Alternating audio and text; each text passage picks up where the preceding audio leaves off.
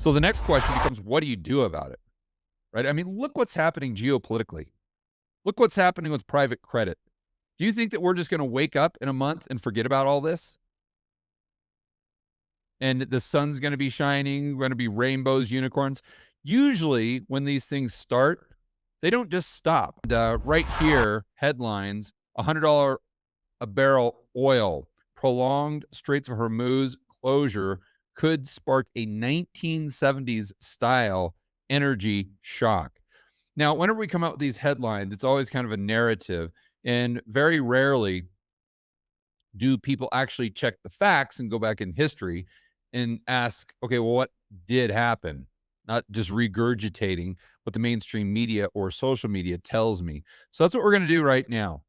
Let's go back and look at the price of oil in the 1970s. So I've got a chart here, and you can see this is the oil shock that everyone refers to in 73, 74, where 73 July oil is trading right around $3.56. Then we get this spike up to 431, and then boom, within a matter of a month, it literally doubles, more than doubles.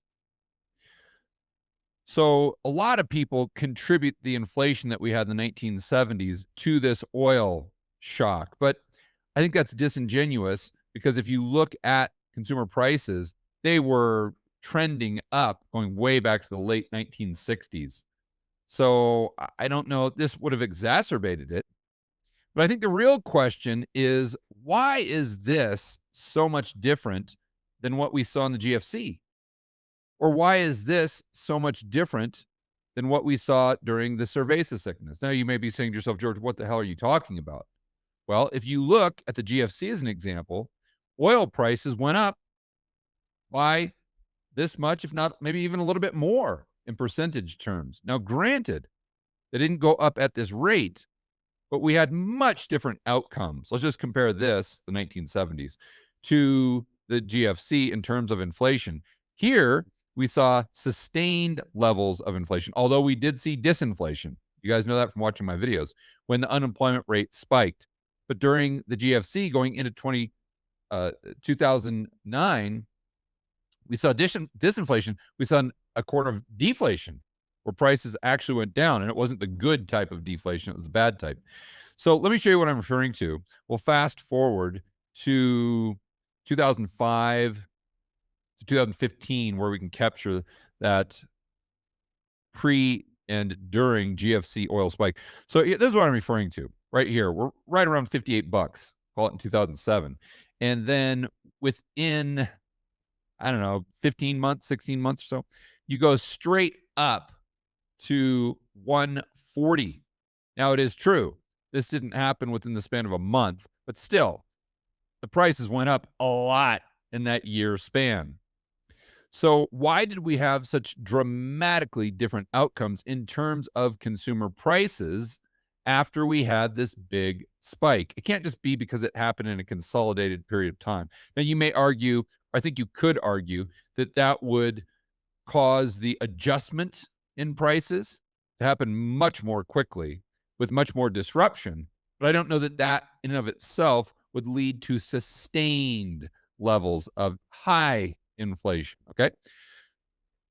So now what I want to do to answer the question, is 2026 going to be a year where we usher in a 1970s style oil shock stagflation, because we all know the labor market's deteriorating? To answer that question, I think we also have to look at M2 money supply growth. I think this gives us some very, very interesting clues. Let me show you what I'm referring to. So let's go over to long-term trends, and we're going to look at money supply growth. We're going to start at the 1970s. Now, I want you to focus on this black line. See how it basically goes straight up without any deviation? We get a little bit of a flattening here relative to trend during that time frame that we're referring to in the 1970s, but it's still going up. That's the point. It's still going up, even though it's flattening a bit versus trend that we had the early 1970s and then looking at the late 1970s. Now, the red line is the consumer prices compounded, like how much did they go up in total from 70 to 80. And this pegs it right around 108%. Now, I want you to notice M2 money supply went up by 154%. So M2 money supply, why I always talk about it, because it's a pretty good representation as to how many currency units are chasing goods and services. And at the end of the day, it's all about broad money. Base money, it's neither here nor there. We got to focus on the broad money if we want to actually look at the probabilities of not just sustained levels of consumer price inflation, but accelerating inflation. Okay, so let's fast forward and juxtapose those numbers with what we saw 2005 to 2015. See how it's going up here, and by the way, much slower as far as the trend than what we saw in the 1970s at the beginning. But look at this. We get a flattening, and then we resume the trend. In total, we had, tough to see there, about 85%. But then we had total compounded price inflation of about right around 25%, a little less. And that is if you believe the numbers. Of course, they're much higher than that. But bottom line is we didn't see 1970s style inflation. And I think the main reason why we didn't see sustained higher inflation or even acceleration coming up out of the recession is because money supply growth flatlined, where in the 1970s we were going up at a much greater degree. So think about what's happening if money supply is growing. That means the banks are lending, right? Because at the end of the day, the Fed, although they can control base money, it really doesn't necessarily mean it's like a thermometer where they can dial up or dial down broad money, the amount of currency units chasing goods and services. That's really all about bank lending. And why would banks lend? Because they look out into the economy and they see opportunities to get paid back with a premium. And the risk reward makes more sense than buying treasuries. So during the 1970s, for whatever reason, although we had negative GDP, we had a couple of recessions in there, as you guys know, the banks were far more willing to lend. And that's what created this additional money supply, which drove consumer prices. It wasn't necessarily the oil supply shock and doubling of prices in a month. That would have created an adjustment higher, a new high water mark, but it wouldn't have been that sustained level of acceleration that we saw throughout the 1970s, minus those periods of recession when the unemployment rate spikes.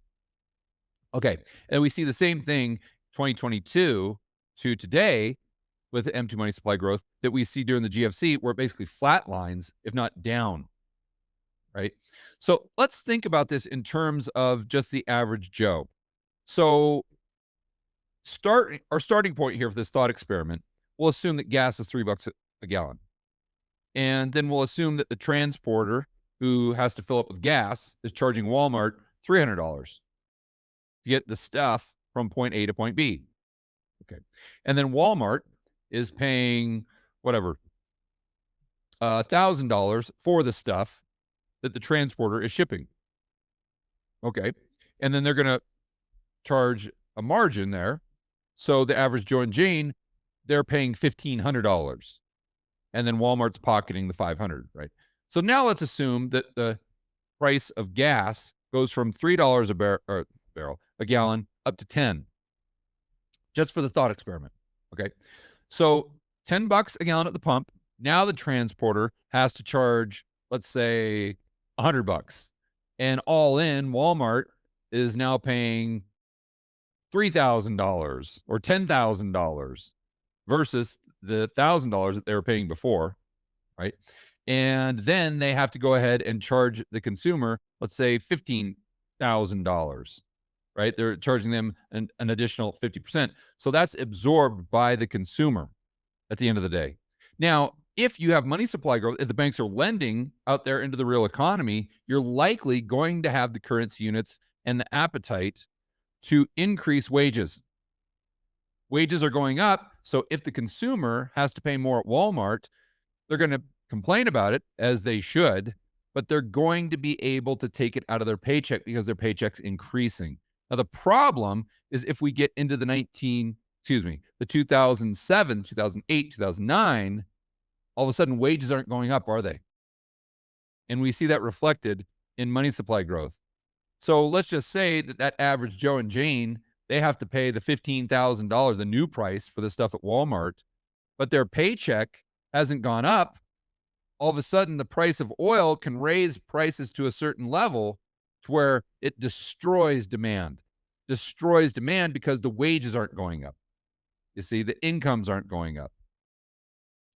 So to answer the question, are we going to see a 1970s style stagflation in 2026 as a result of this oil shock based on what's happening in Iran and the Middle East? My answer would be no. But be careful what you wish for, because what we might get could be worse. Let's remember what was happening back in the GFC. Like we saw, oil was spiking all the way up to 140 barrel. This is during 2008, remember. And that actually turned out to be the straw that broke the camel's back, because the additional oil price was like a tax on the economy. So the economy is already weak. We had negative non-farm payrolls in 2008. Sound familiar? And then what you do is you add this tax on top of that, and wages aren't going up because banks aren't lending because there's a credit crisis and money is tight, causes the recession. And think about what's happening today. Are banks out there lending into the real economy willy-nilly like they were in the 1970s? Absolutely not. Look what's happening to Blue Owl. Look what's happening to private credit. And think about that. Private credit's a middleman. They borrow from a bank, they take the money, they lend to subprime borrowers. That's basically their model. So now what we see, the subprime borrowers blow up, Tricolor, First Brands. Now we're seeing entities in the UK blow up as well. That's going to blow a hole in the balance sheet of the private equity firms. That's what we're seeing with Blue Owl. That's why they stop redemptions. But wait a minute. It's not like the banks get away unscathed, because they have to take a big hit because Blue Owl isn't able to pay them back. So what do they do to their lending standards? They increase them. What does that do to the money supply? It tightens, it tightens, it tightens. You might see a little bit of growth, but it's a lot less than it otherwise would be.